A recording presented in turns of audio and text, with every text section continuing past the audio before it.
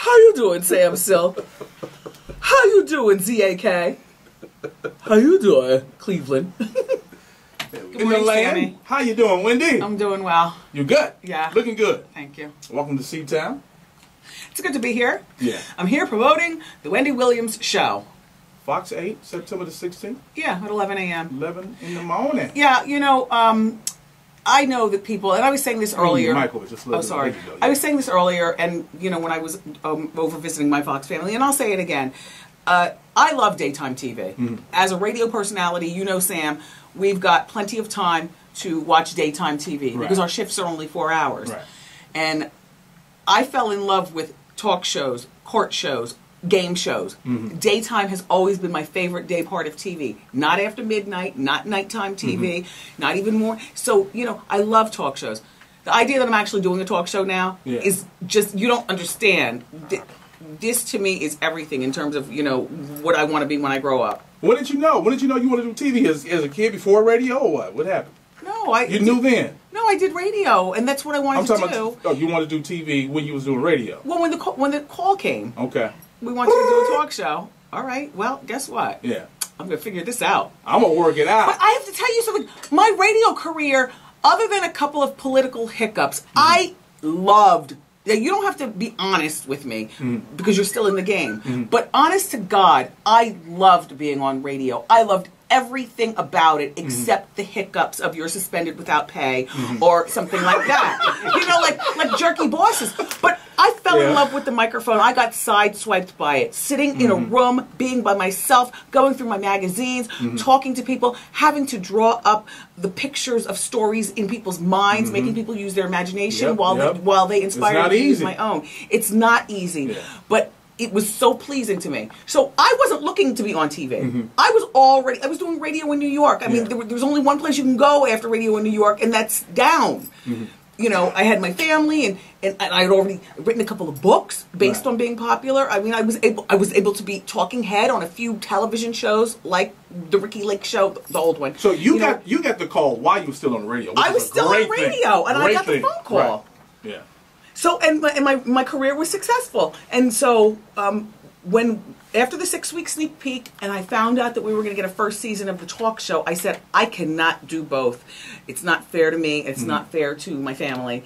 And I got to choose one or the other. And if you're not going to bet on yourself, then what horse in the game are you going to bet on? And so all we see is that 1 hour, but it's longer than an hour. How long is it?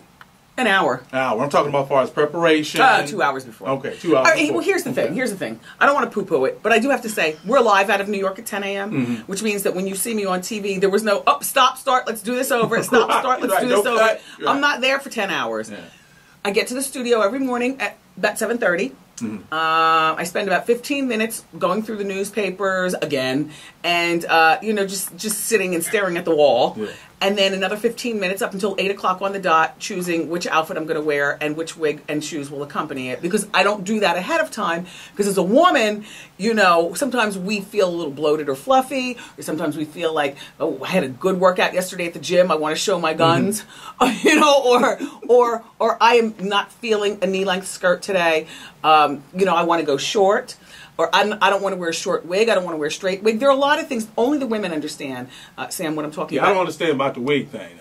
Well, but in general, like as a woman, I don't decide until that morning what I'm going to wear. And speaking of that, you have the wig line now. Yes. Right? Wendy Williams Hair World. This is one of mine. Now, I know you don't know much about wigs, but if you were to walk up on me, wouldn't you swear this is growing from my head? Look at my root realness. You better stop. I'm just saying. No, wait. Hold on. Pull up. This is seriously. It's a full wig. Stop playing. I mean, it'll set you back $7.99. This particular one. But it's Wendy Williams Hair World, so therefore I've incorporated things for every girl. If you want to dabble in wearing wigs, first of all, I want to tell you that wigs are not for old women, because normally, I know if you're like me, you think about your old Aunt Pearl, who's 80 years old. I saw a girl wig come off in the club the other day. You got to learn how to attach your wig correct, or you need the snap clips up top.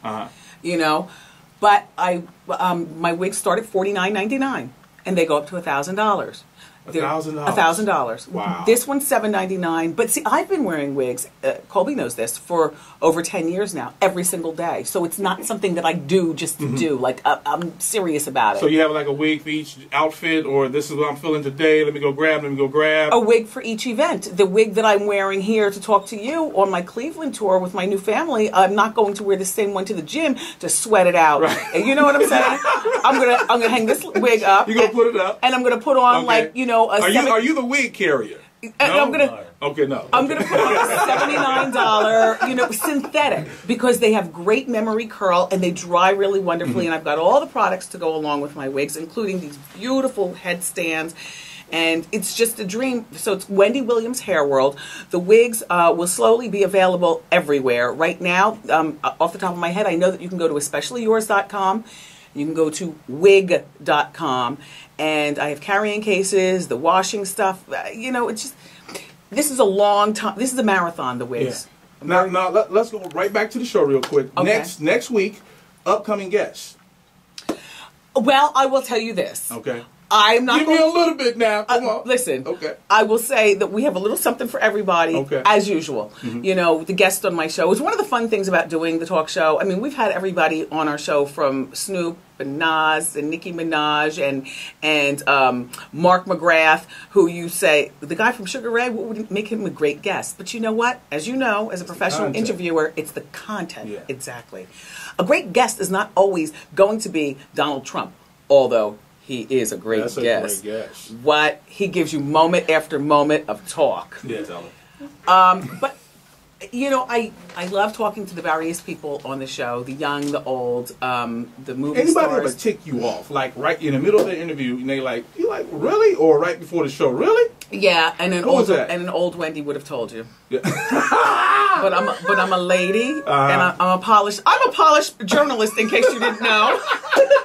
Yes, the old Wendy would have told us. Oh yes. No, I gain nothing by talking about the best guest or the worst guest. Because my favorite part of the show, honestly, is what you all give in my head when I come through the double doors. It's the most sensational thing when you hear it's time for the Wendy Williams show, and I am standing backstage, and they have this little sticker, a star on the ground, and Memsor is going over my clothes with the lint brush, and Antoine might be giving me one last comb, and I look up to my Aunt Joan, who passed away the year that I was born, but she would have been so proud. She was a model, and I never met her. My middle name is Joan, though, and I look up to my Aunt Joan and I say, "Here we go. Here we go. Here we go. We got more coming for y'all. ZAK, Wendy Williams." I'm still rolling. Just hold on 1 second. When did you get to that point? We're talking, when we talk about radio. When did you get to the point? Well, how did you transition and say, okay, I cannot give, or I will not do the same show as far as, guess what? The breaking news. I heard this about this person. I just received this tip that Diddy, is in this awkward position, or how did you, because that's what a lot of us were looking for, because we followed you all throughout your career, and now the television show comes. The problem is, with all due respect to my first love, radio, television is a much bigger business. I mean, the liability, the amount of people. I'm one individual, but I'm responsible for a staff of almost 300 people, plus my crew. And people are having babies, and people are looking for health insurance, and I got a lawyer who's on set all the time. You ask if he carries my wigs. No, that's Marcus. He's the publicist representing a big firm to be sure that everything good. It's so coddled, it makes me want to throw up. You know what I mean? It's on one hand. On the other hand, I feel so protected. The Wendy on the radio would jump on and immediately tell you the tea, or the tea the way I see it. Right. On TV, you can't do that. It's the ramifications. Lawsuits here, lawsuits. Not that you can't be sued on radio, but it's more. And like you said, it's more. It's even it's beyond the lawsuits, like you just said. It's like a whole thing. I got station affiliates. It's a much bigger situation, and there's much more at stake, because if I lose TV, where am I going? I mean, because for me, this is the highest mountain.